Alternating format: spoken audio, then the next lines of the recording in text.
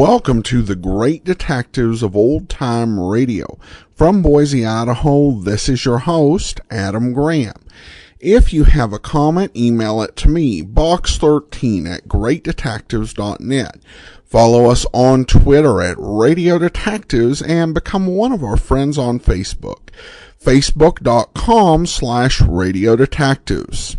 As you make your travel plans, remember JohnnyDollarAir.com. JohnnyDollarAir.com is a Priceline affiliate, so you get all the benefits of going through Priceline.com, such as being able to name your own price on hotels, rental cars, airline tickets, and even more. But your purchase helps support the Great Detectives of Old Time Radio at no additional cost to you. So when making your travel plans, remember to check JohnnyDollarAir.com first. Well, now it's time for today's episode of yours truly, Johnny Dollar. The original air date, February the 14th, 1960, and this one is the P.O. Matter. Johnny Dollar. Harry McQueen, Mid-Eastern Indemnity Corporation. Now, I'm glad you called, Harry. What? I've just been waiting for a chance to run down to New York, have some fun, taking a few shows and some nightlife. On expense account, of course. Now, look, we'll pay the expense account, but not for a lot of theaters and nightclubs. Spoil sport. Johnny, can you come down here right away? Sure. Good. What's the trouble, Harry? Dan Diamond. Dan Diamond? That's right. Well, nice talking to you. Now, what's that mean? It means I suddenly think I have an important assignment in Podunker, Timbuktu. You mean you're afraid to get involved with our friend Mr. Diamond? It's Johnny. just that I relish the thought of maybe living to a happy middle age is all.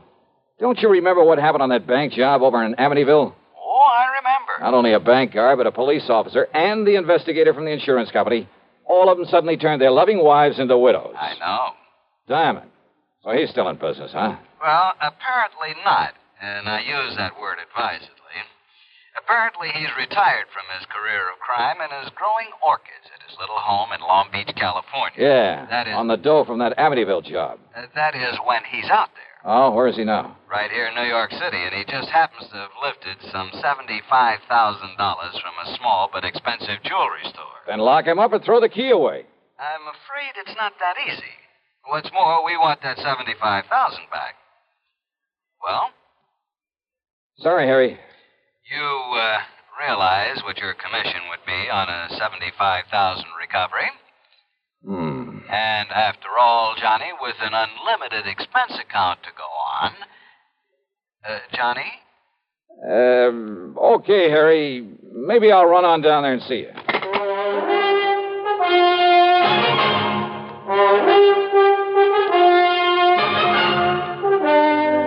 CBS Radio brings you Bob Bailey in the exciting adventures of the man with the action-packed expense account, America's fabulous freelance insurance investigator. Yours truly, Johnny Dollar.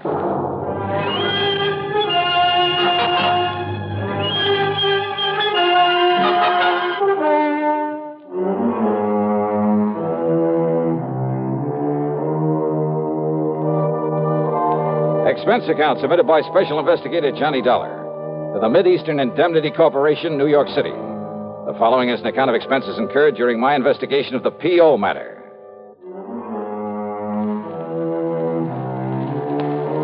So who wants to tangle with a character like Danny Diamond? But that bait Harry McQueen dangled in front of me was too much to refuse. Expense account item 1770 for a train to New York and a cab to his office on Park Avenue. Friday afternoon, Johnny, week before last. They were about to send a pile of money over to the bank. And? Diamond simply walked in, put a gun on the man at the vault, made him crawl under a table, and then scooped up the $75,000 and slipped out into the street before the vault man could hit the alarm button. Easy as that. That's a lot of money to walk around with. He was careful to take it mostly in $50 and $100 bills.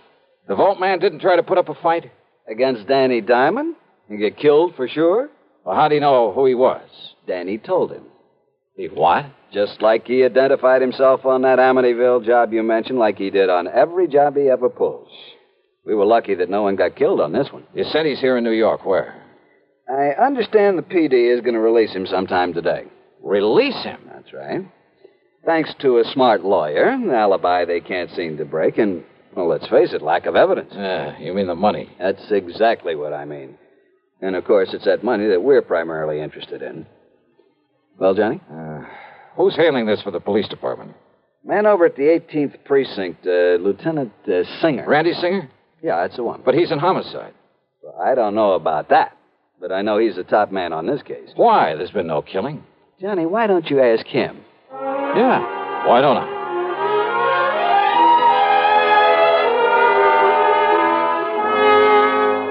Because on nearly every previous job that Dapper Danny pulled, there was a killing. And I was assigned to him. I got to know him and his routine, his methods better than anybody else in town. But not well enough to nail him down. Yeah, I'm afraid that's true. Anyway, they made a special out of this one and put me on it. And from the way you say that, Randy, you haven't got very far. Johnny, I haven't got to first base.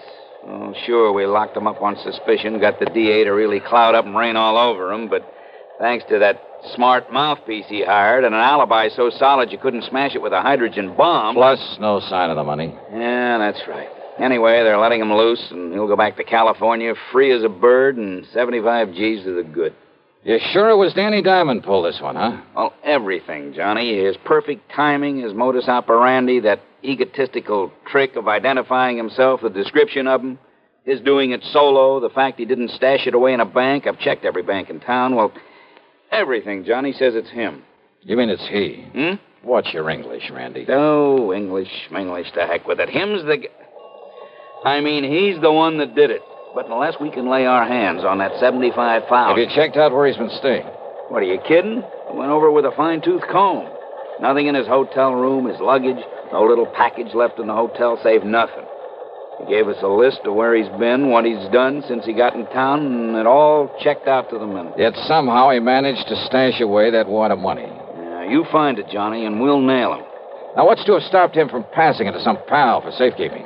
No, Johnny. You sure of that? Now, Diamond works alone. He'd no more let anybody else have a gander at that money. Why, Danny wouldn't trust it with anybody short of the United States government.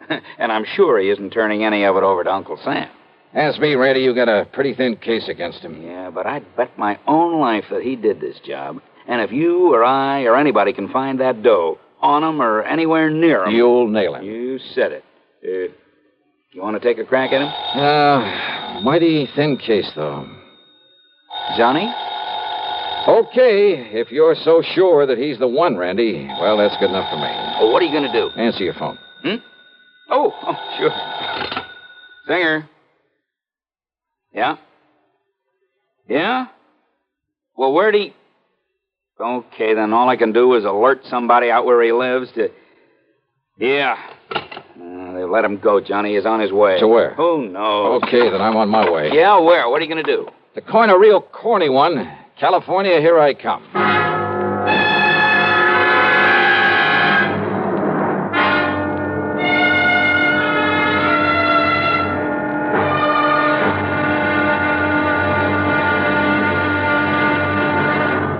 Here's Hollywood star Mona Freeman. Who feels like acting with a miserable cold? I relieve cold distress the fast way with 4-way cold tablets. Yes, tests of all the leading cold tablets proved 4-way fastest acting.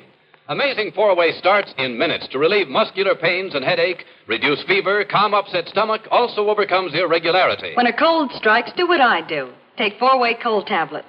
It's the fast way to relieve nasty cold distress and feel better quickly. 4-way, only 29 cents. Now, here's a word about another fine product of Grove Laboratories. To get rid of embarrassing dandruff in 3 minutes, change to Fitch Dandruff Remover Shampoo. 3 minutes with Fitch regularly is guaranteed to keep unsightly dandruff away forever. Apply Fitch before wetting hair. Rub in 1 minute. Add water, lather 1 minute. Then rinse 1 minute. Every trace of dandruff goes down the drain. 3 minutes with Fitch and embarrassing dandruff's gone. At the same time, Fitch can brighten hair up to 35%. Get Fitch Dandruff Remover Shampoo today. And now, Act 2 of yours truly, Johnny Dollar, and the P.O. Matter. I got a recent picture and a complete description of Danny Diamond from Lieutenant Randy Singer. And I'll find out who you ought to contact there at the PD in Long Beach, Johnny, and send you a telegram. Then I spent item 2, $166.25 for a plane ticket to Los Angeles. When I got aboard, I began to think that maybe I'd fallen into some luck for a change. And not for the usual reason. Though, of course, I'd hoped to find myself next to a gorgeous blonde with ideas and plenty of time on her hands. No, It was because the passenger sitting right next to me, holding a big dispatch case in his lap, and I mean holding onto it, was none other than... Diamond's the name. Danny Diamond. What's yours, mister? It's Reynolds. Jerry Reynolds. Oh. For a minute, I thought there was something familiar. I guess I was wrong. But, haven't I heard about you somewhere? Oh, I don't know why not. Danny Diamond? Dapper Danny, they call me. Oh, yeah. Oh, you probably read about me in the papers. Lousy bunch of New York cops trying to hang that jewelry store heist on me. Yeah, something like $75,000, wasn't it? Yeah. It's going to keep somebody real happy for a long, long time, Mr. What'd you say your name is? Reynolds. Jerry Reynolds. Yeah. Try to pin that on Danny Diamond, huh? I'd like to see him pin anything on me. And not because I haven't been trying. Trying for years, Johnny. It's Jerry. Yeah. Yeah, that's what I meant. But they're wasting their time. Just like they're wasting their time trying to find that 75 G's. Hey, look, don't get me wrong, Mr. Diamond. Call me Danny. But the way you're hanging on to that dispatch case, you'd think it was loaded with, Yeah? Yeah, what about it? Nothing. Just forget I mentioned it. Yeah. And don't you get me wrong. But maybe you'll stay a lot happier, let's say, if you forget that you mentioned it, too. Well, now, look, Danny, Just forget it. Sure. Why not? You live in Los Angeles? No. Long Beach. Why? Oh, I just wondered. Yeah. What are you going to L.A. for? Oh, just to spend some time with an old pal of mine. Huh? Who? Where's he live? Section of L.A. called Westwood Village. It's out beyond Beverly Hills. Yeah, I know. What's his name? Well, now, look, does it make any difference? So maybe I know. Maybe we got mutual friends. What's his name? Johnstone.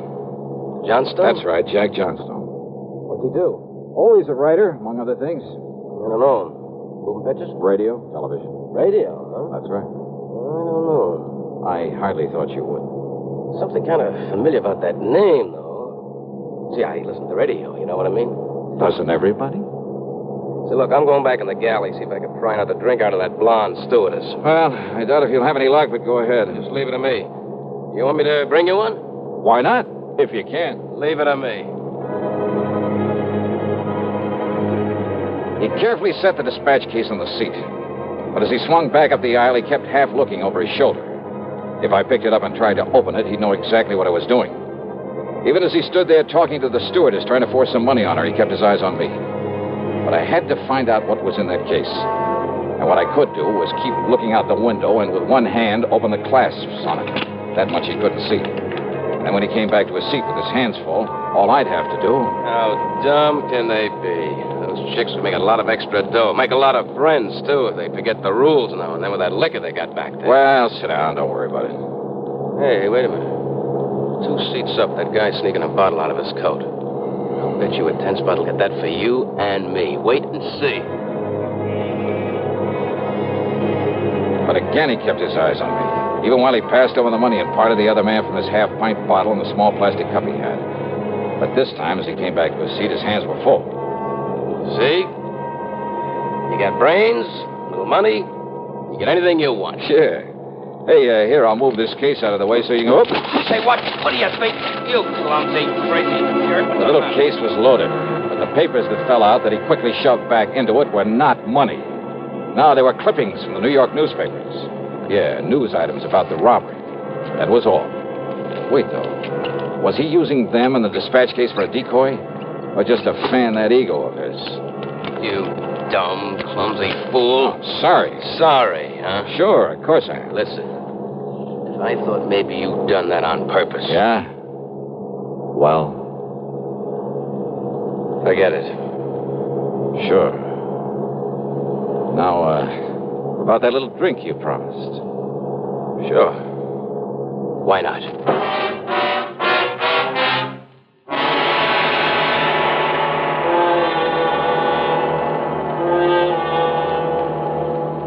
And now, Act 3 of yours truly, Johnny Dollar, and the P.O. matter.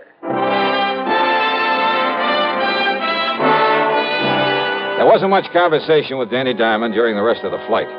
At L.A. International Airport, after watching him pick up his luggage, I spent item 3, $50 deposit on a rental car, and drove on down to Long Beach, hoping not to see him along the way. I didn't. I got myself a room at the Villa Riviera, then checked with Western Union. Yes, we have, Mr. Dollar. It's from a Lieutenant Randolph Singer, NYPD, whatever that means. New York Police Department. Will you read it to me, please? Yes, sir, I'll be glad to. It says make contact with P.O. P.O.? It says make contact with P.O.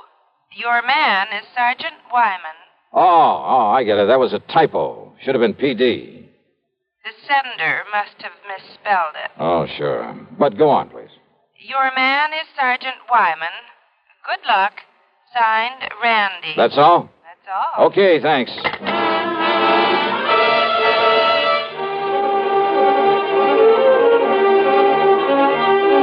Item 4 was 10 cents for that phone call. Then I wasted no time in getting over to police headquarters into a huddle with Sergeant Raleigh Wyman. Dollar, we know all about Danny Diamond. What he is, where he got his money for that house of his out on Fern Drive, and for living it. But unless he tries to pull something around here, there's nothing we can do. I know what you mean, sir. But if you can get something on him and make it stick, this whole town will love you dearly. Something like that 75,000 robbery in New York? Yeah. Oh, Lieutenant Singer told me on the phone that's what you're out here for. That's it? Said some pretty nice things about you, too. Well, if there's anything we can do, if you just... There is. I want to look at not only Danny's home, but the luggage he just brought in the plane. Well, in order to get out a search warrant. No search warrant. What? Look, can you get him over here for a couple of hours before he has a chance to unpack and settle down? I made real time driving here. He ought to be arriving just about now. Well, let me think. Hey, call him up. Tell him you want to see him here at headquarters. Can you get him down here? Sure. He loves to sit around here and shoot off his big mouth and try and make fools out of us. What excuse? Oh, tell him there were some prowlers around his place while he was away. Tell him anything. Now, look, Dollar, if you're planning what I think and without a search warrant... Sergeant, so far as you know, all I'm going to do after I leave you here is take a nice long walk along the beach. Well, okay? Okay, Dollar.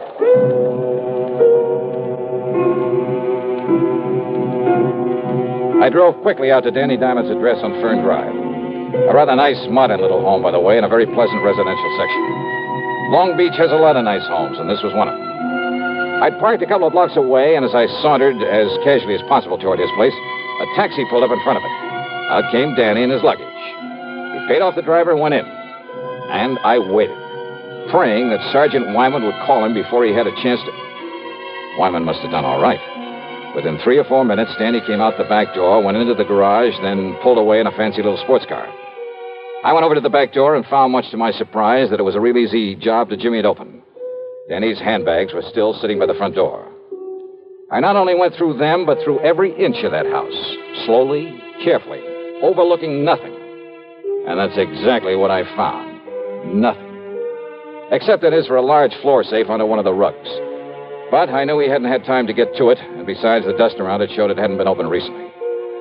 No, Randy Singer was wrong.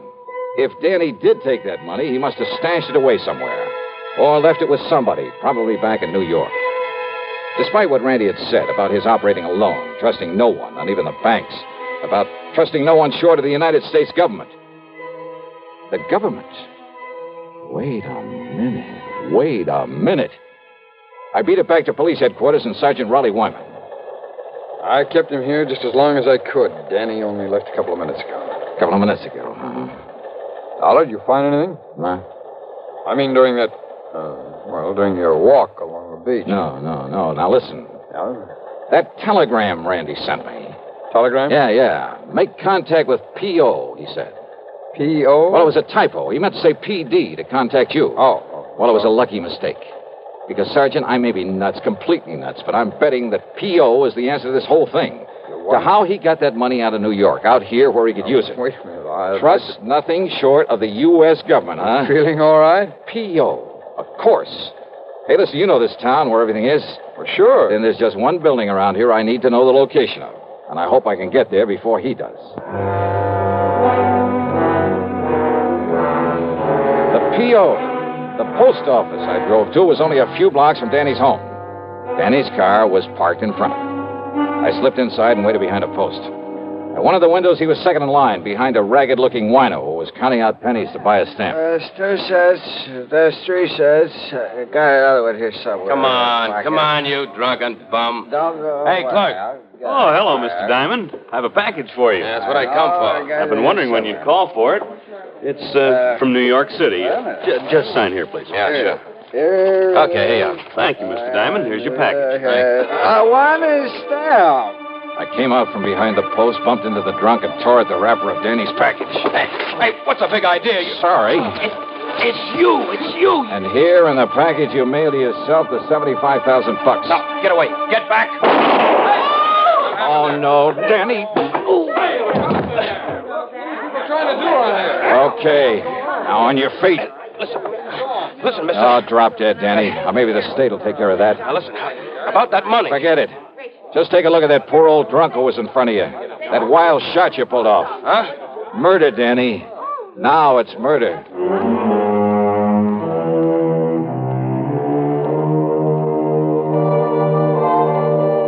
So, from here on in, of course, it's in the hands of the law, the courts. As to credit for solving this one, well, actually, it all goes to a simple typographical error. Funny. Expense account total, including hotel and the trip back to Hartford, $397.70. Yours truly, Johnny Dollar.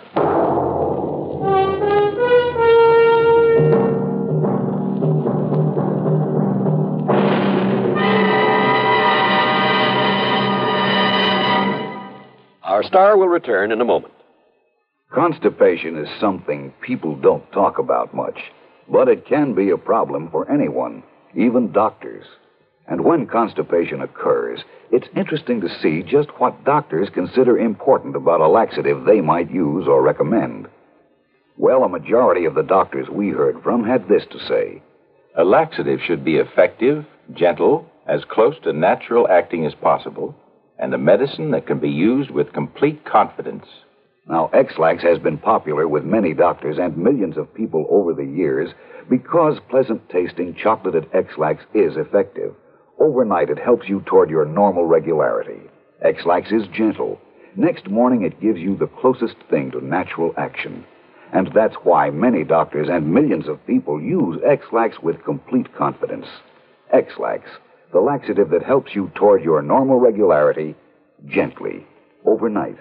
Is X-Lax in your medicine cabinet? Now here's our star to tell you about next week's story. Next week, a real wildie, a real strain on my sanity. But I think you'll like it. So join us, won't you? Yours truly, Johnny Dollar.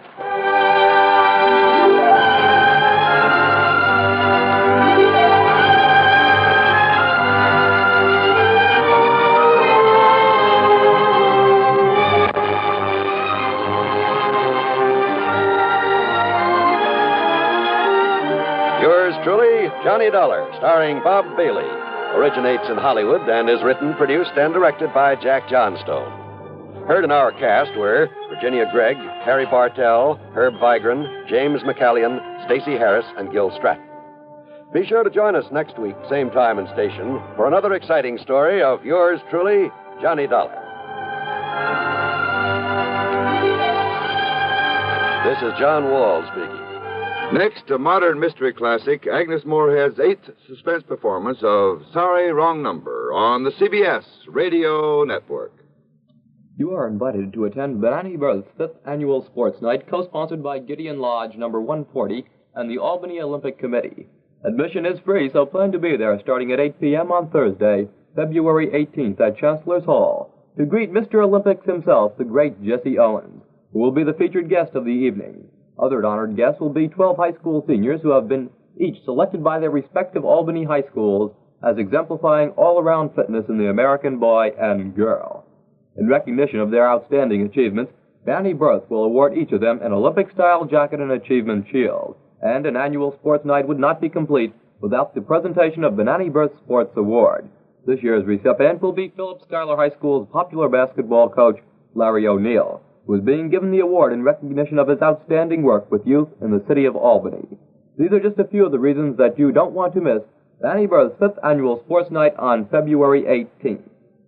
Radio 59 WROW, first on the dial, serving Albany, Troy, and Schenectady.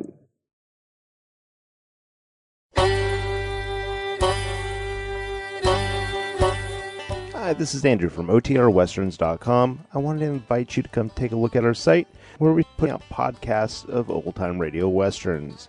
Check us out at OTRWesterns.com. You're listening to The Great Detectives of Old Time Radio with Adam Graham. Now let's get back into the show.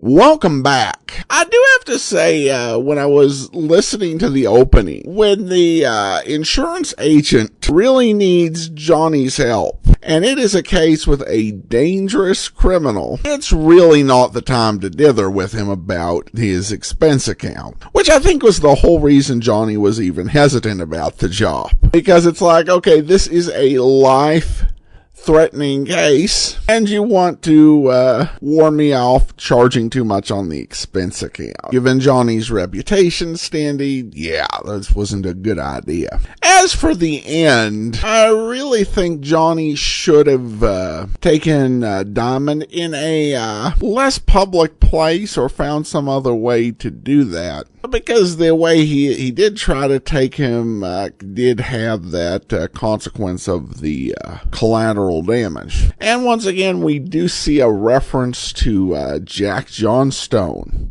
And you have to wonder if Stan Lee actually listened to this show, if that gave him some ideas. Because I don't know any other writer who was doing that many cameos, other than, well, of course, director Alfred Hitchcock. All right, well, listener comments and feedback. And we start with an email from Dan, who says, I love the podcast and I've been listening to it for years. What is it, 5 years I've been listening now? If not, that's not that far off. I have to admit that the Johnny Dollar series has me spoiled. It's the best I've heard and probably ever will. Thanks so much for putting great detectives together for all of us. I'm an avid runner, and your podcasts are my constant companion every night on my 3-mile runs. I've really enjoyed so many of the series you have brought us, and admit I would have never known about any of these without your podcast. Ironically, the English /British podcast are my least favorite, as they are hard to follow and understand, and the recordings don't seem to be as good. Maybe it's just the lilting quality of the English accent. I wish somebody would teach those guys how to talk, lol. Well, thanks so much, Danny, and I think based on the statement probably has some British nationality, which I think is why it's ironic. I will say that we haven't actually played very many straight British detective programs. We played Sherlock Holmes, but except for the final series we played, everything was produced in the United States as New Adventures of Sherlock Holmes, with a combination of British actors who'd immigrated over, and American actors doing British voices. That might have been part of the problem. Recording quality was somewhat inconsistent. Of course, we also did Pursuit, which was a series that was set in England, but as actually recorded by CBS in Hollywood, with again a mix of British actors who immigrated and American actors. And Pursuit was probably a lot of it was lesser recording quality. And then we have an email from Billy Bob in New Jersey who says, Hi Adam, I've only recently discovered your podcast. I know this response is probably many years late.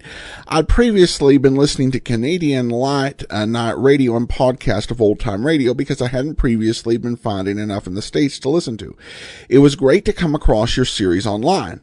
I so enjoyed your archive of the Jack Webb series, especially Pat Novak. It's an amazing contrast to the dragnet straight man Sergeant Friday.